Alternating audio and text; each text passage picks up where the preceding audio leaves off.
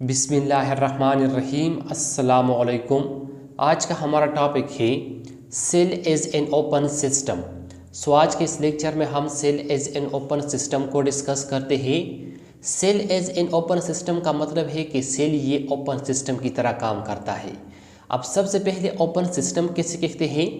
Open systems का मतलब है हर वो सिस्टम जो कि अपने सराउंडिंग के साथ, अपने माहौल के साथ मैटर और एनर्जी को एक्सचेंज कर सकता हो। ऐसे सिस्टम को ओपन सिस्टम कहते हैं। हर वो सिस्टम जो कि अपने सराउंडिंग के साथ या अपने माहौल के साथ मैटर और एनर्जी को एक्सचेंज कर सकता हो, ऐसे सिस्टम को ओपन सिस्टम कहते हैं। अब स्टूडेंट, सेल जो है ना, ये भी ओपन सिस्टम की तरह काम करता है। मतलब सेल जो है ना, ये भी अपनी सराउंडिंग के साथ, अपने माहौल के साथ जो है ना मैटर और एनर्जी को एक्सचेंज करता है। अब सेल जो है ना, ये ओपन सिस्टम की तरह किस तरह काम करता है? तो स्टूडेंट्स, फॉर एग्जांपल ये जो स्ट्रक्चर है, ये हमारे पास जो है ना सेल का स्ट्रक्चर है। ये किस चीज़ का स्ट्रक्चर है? ये हमारे पास जो है ना स्टूडेंट्स सेल का स्ट्रक्चर है।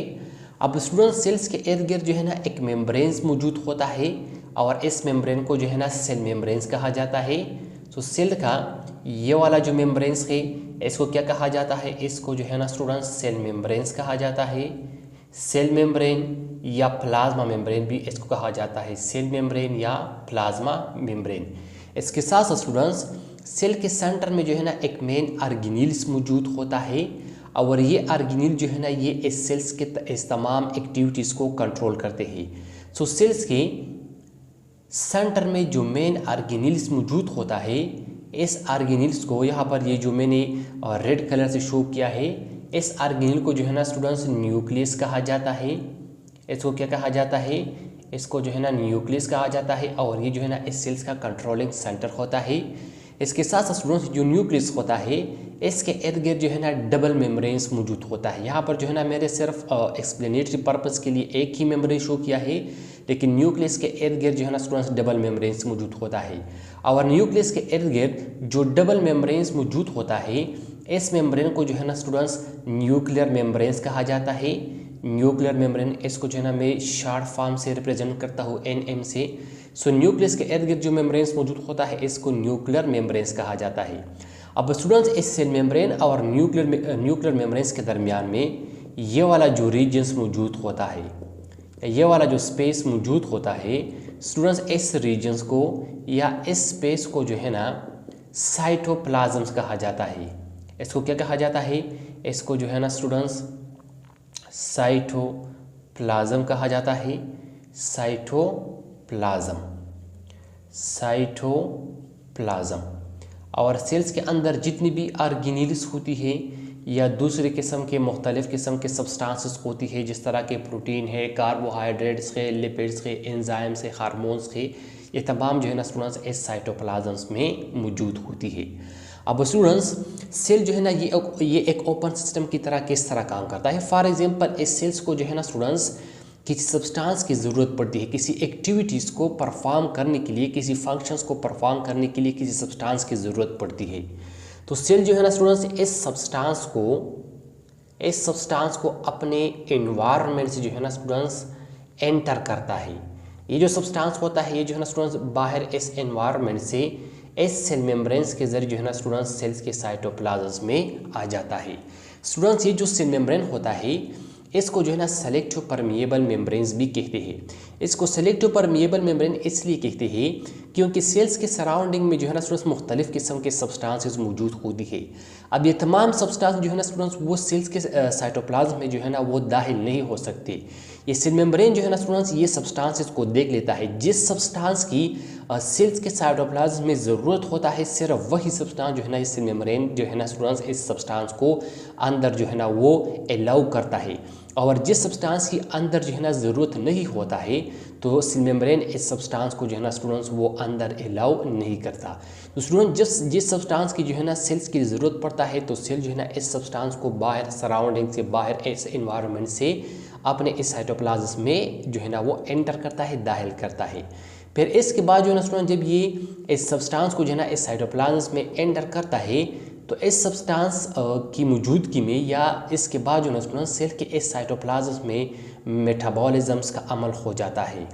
कौन सा अमल हो जाता है? मेटाबॉलिज्म्स का अमल हो जाता है। अब इस मेटाबॉलिज्म्स के दौरान जो है ना स्टूडेंट्स, सेल्स के साइटोप्लाज्म में दो तरह के सब्सटेंसेस पैदा होती है। एक को जो है ना स्टूडेंट्स प्रोडक्ट्स कहते हैं, एक को क्या कहते हैं, एक को जो है ना स्टूडेंट्स प्रोडक्ट्स कहते हैं, प्रोडक्ट्स, और दूसरे को जो है ना स्टूडेंट्स बाई प्रोडक्ट्स कहते हैं, दूसरे को बाई प्रोडक्ट्स कहते हैं। सो products and by products.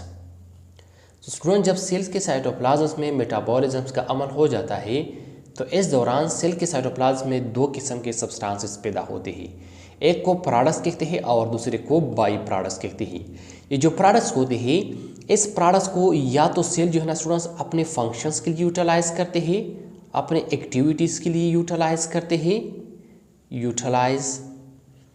Utilise by itself, और या जो है ना स्टूडेंट्स सेल जो है ना इस प्रोडक्ट्स को दूसरे सेल में जो है ना वो ट्रांसफ़र करता है, दूसरे सेल में जो है ना स्टूडेंट्स इस प्रोडक्ट्स को मुंतकिल करता है।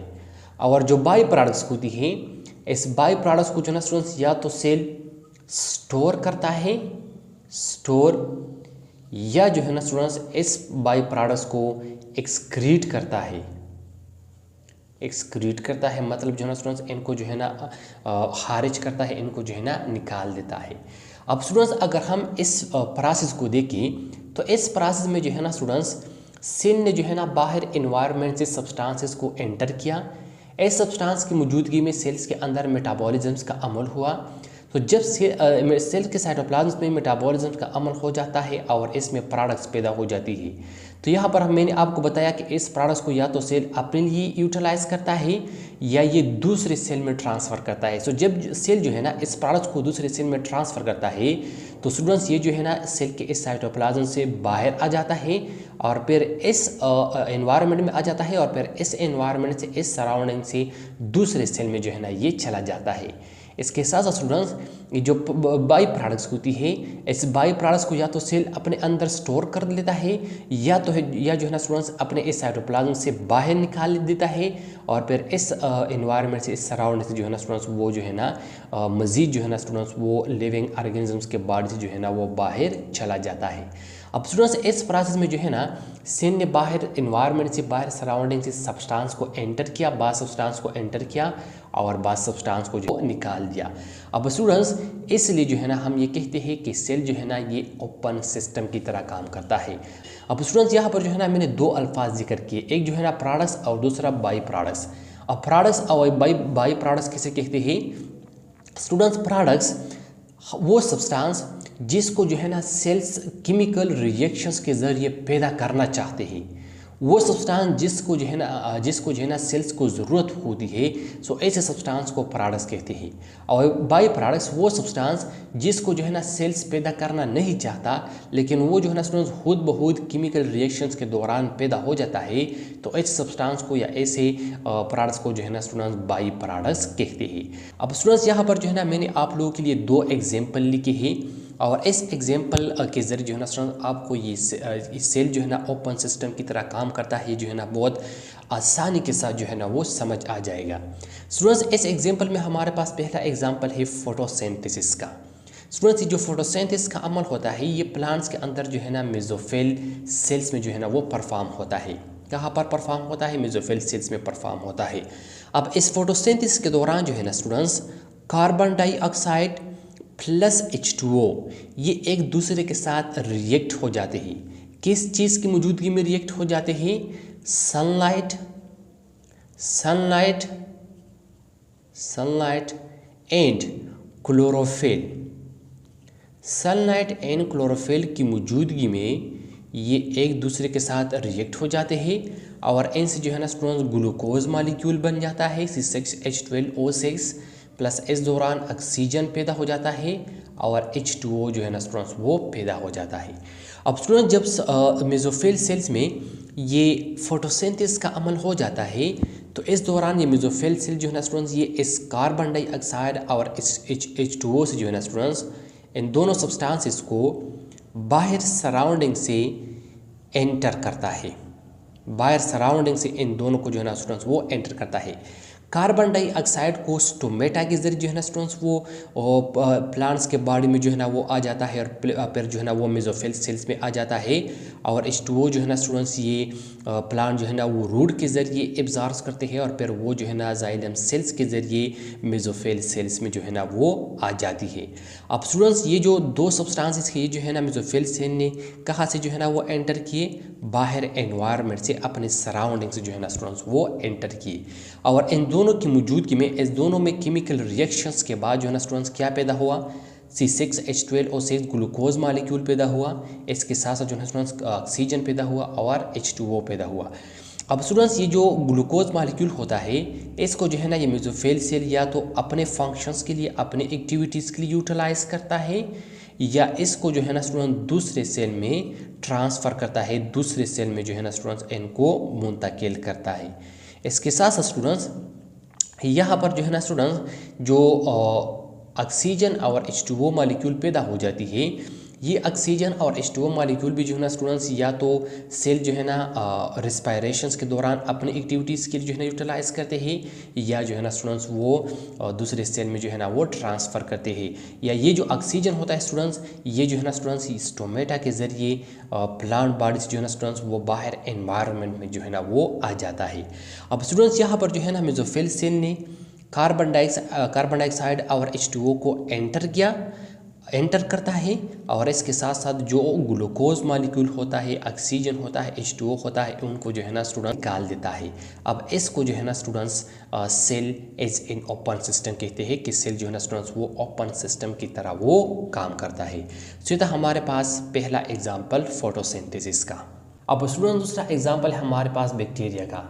स्टूडेंट्स बैक्टीरिया जो है ना हमारे पास ये एक प्रोकैरियोटिक ऑर्गेनिजम्स है। ये कौन सा ऑर्गेनिजम्स है? प्रोकैरियोटिक ऑर्गेनिजम्स है। और बैक्टीरिया जो है ना स्टूडेंट्स ये यूनिसेलुलर ऑर्गेनिजम्स है, मतलब इसके अंदर जो है ना स्टूडेंट्स ये जो है ना इनका होल बॉडी सिर्फ एक ही सेल से बना होता है। अब स्टूडेंट्स ये जो बैक्टीरिया होता है ये अपने एनवायरनमेंट से, अपने सराउंडिंग से न्यूट्रिएंट्स को जो है ना स्टूडेंट्स वो एंटर करता है। किस चीज़ को एंटर करता है? न्यूट्रिएंट्स को जो है ना वो एंटर करता है, और इस न्यूट्रिएंट्स की मौजूदगी में इसमें मेटाबॉलिज्म्स का अमल हो जाता है, और इस मेटाबॉलिज्म्स के दौरान इसमें जो वेस्ट प्रोडक्ट्स पैदा हो जाती है, ये बैक्टीरिया जो है स्टूडेंट्स इस वेस्ट प्रोडक्ट्स को अपने सराउंडिंग में निकाल देता है। अपने सराउंडिंग में जो है ना स्टूडेंट्स इनको जो है ना वो एक्सक्रीट आउट करता है।